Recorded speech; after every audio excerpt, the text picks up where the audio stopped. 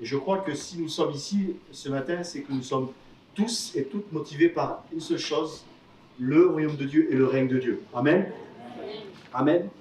Je crois que si nous sommes ici, je crois que l'ambition première, et le mot peut être fort, mais c'est une réalité, nous ambitionnons le royaume et le règne de Dieu sur nos vies. Amen. Et nous voulons voir, nous sommes de ceux, de celles qui n'ont pas forcément l'exclusivité de la révélation, mais qui avons compris que Dieu nous a mandatés pour opérer sur la terre. Amen. Il y a une parole qui est montée sur mon cœur alors que j'écoutais le message par rapport à la prière, par rapport à l'onction, par rapport à l'évangélisation. Il n'y a pas d'évangélisation sans onction. On ne peut pas être efficace dans l'évangélisation, dans le ministère, dans le service, s'il n'y a pas une vie d'onction. S'il n'y a pas une recherche, une poursuite de cette onction. Beaucoup oublient qu'avant de voir Actes, chapitre 2 et verset 40, lorsque Pierre prêche que 3000 âmes se donnent à Dieu, beaucoup oublient qu'avant Actes 2,40, il y a Actes 2,4. La Bible dit qu'ils furent d'abord remplis du Saint-Esprit. On doit être d'abord rempli du Saint-Esprit pour opérer selon le Saint-Esprit. Avez-vous remarqué qu'il est difficile de prier? Faites ça avec la tête. Je ne demande pas de dire Amen parce que si je vous dis Amen, je vais vous forcer à avouer une faiblesse. C'est dur de prier. C'est vrai? C'est très difficile. Il y a un mot qui est monté sur mon cœur, c'est « lève-toi et prie ». Et lorsque je commence à prier, lorsque je commence à venir dans la présence de Dieu, il y a toutes sortes d'attaques et de mots qui viennent sur ma vie. Ça ne marche pas. Dieu ne m'entend pas. Je suis découragé. Il y a comme un fardeau qui vient sur moi. Il semblerait que, et c'est un mensonge bien entendu, que le ciel est fermé. Est-ce que ça vous est arrivé? Dites pas Amen. Faites ça avec la tête.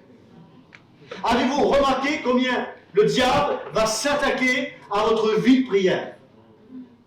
Avez-vous remarqué que l'ennemi va cibler ton intimité avec Dieu? Alors que tu vas commencer à prier, que tu as déterminé un temps pour passer avec Dieu, ton téléphone sonne, quelqu'un t'appelle, et il y a une nouvelle. En fait, il y a toutes sortes de choses à faire, et nous sommes de cette génération aujourd'hui qui est hyper connectée. On a énormément de facilité à passer du temps sur les réseaux sociaux, devant la télévision, à écouter toutes sortes d'informations. Mais lorsqu'il s'agit de prier, il y a comme un fardeau, comme une fatigue qui tombe sur nous. Et il y a vraiment cette incapacité à venir dans la présence de Dieu. Savez-vous pourquoi? Parce que dans la guerre, la stratégie de l'ennemi, elle se fait sur le front de manière visible, mais elle se fait aussi en arrière. Il y a dans la guerre ce qu'on appelle l'artillerie, qui va envoyer des obus de mortier dans les lignes, mais au-delà des lignes, pas devant les soldats, mais au-delà, pour bloquer le ravitaillement. C'est une stratégie de guerrier. Et ça a toujours existé. Et l'ennemi sait qu'un homme, une femme qui prie est quelqu'un de dangereux. Amen. Amen. Amen. Il y a une puissance dans la prière. Jésus a même fait la remarque à ses disciples dans l'évangile de Matthieu, chapitre 26 et verset 40. Et c'est comme un reproche, mais et comme même un soupir, en leur disant, vous n'avez pas pu passer une heure avec moi. Il y a ici une réalité que j'aimerais vous informer, ou peut-être même vous rappeler, parce que beaucoup sont au fait de ce que je vais dire. Il y a une puissance dans la prière, il y a cette vérité spirituelle que le diable sait, que malheureusement beaucoup d'enfants de Dieu ignorent. C'est qu'un homme et une femme qui prient est un homme et une femme qui vont opérer dans le visible. Amen. Amen.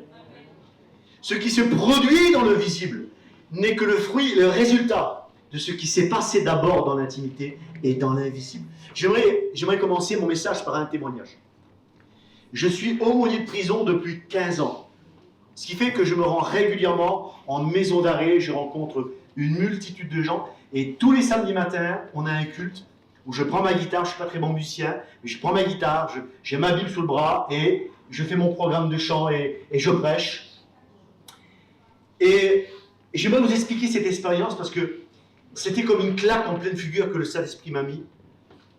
Ce samedi matin-là, je me rends en maison d'arrêt, j'ai ma guitare sur le bras, j'ai ma Bible, j'ai mes notes, je suis opérationnel. Prêt.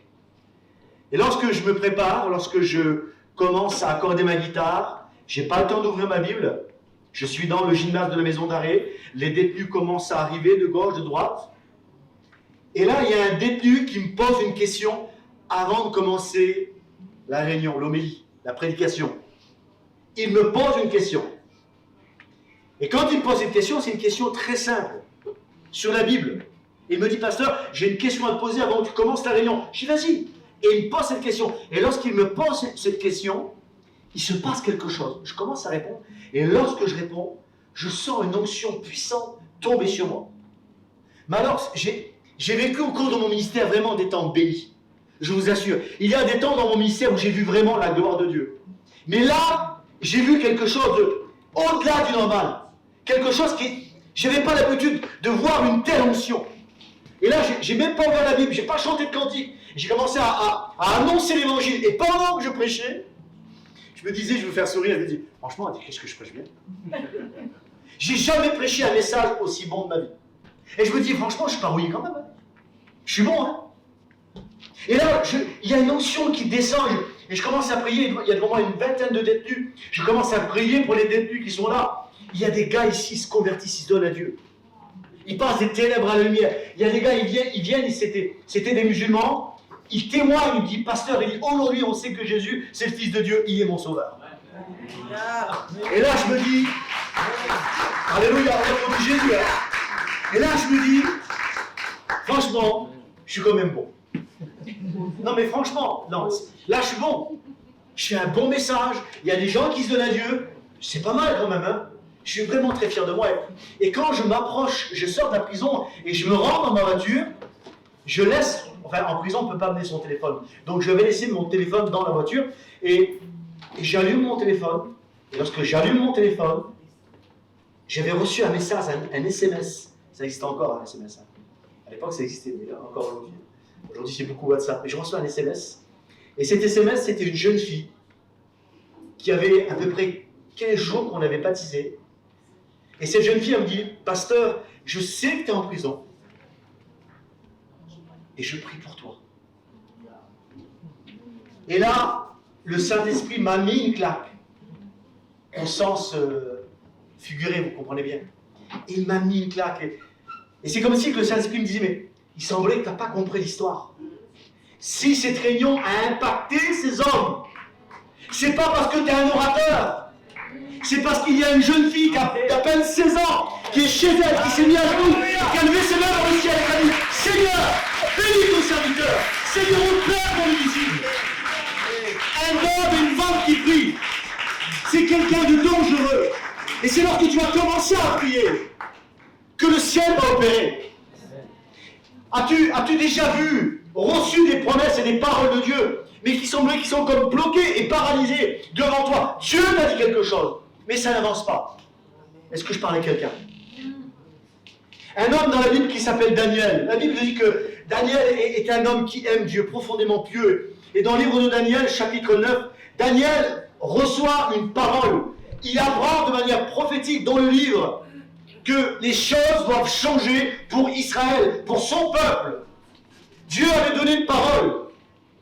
Mais il se trouve que dans l'état dans lequel il était, rien ne s'avait fait. Et pourtant Dieu ne ment pas. Dieu ne ment pas. Combien d'entre vous avez reçu une parole de Dieu?